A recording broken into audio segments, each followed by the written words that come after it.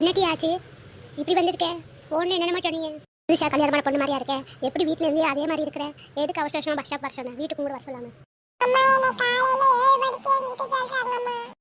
பொட்ட பைய காலையில நேரத்துல எழுந்திரிச்சா பரவாயில்ல. நீ வீட்ல இங்க 8 9 மணி வரை தூங்குறது. காலையில சூரியன் உதிக்குதா இல்லையான்னு கூட உனக்கு தெரிய மாட்டேங்குது. உன்னை வச்சுட்டு என்ன பண்றது?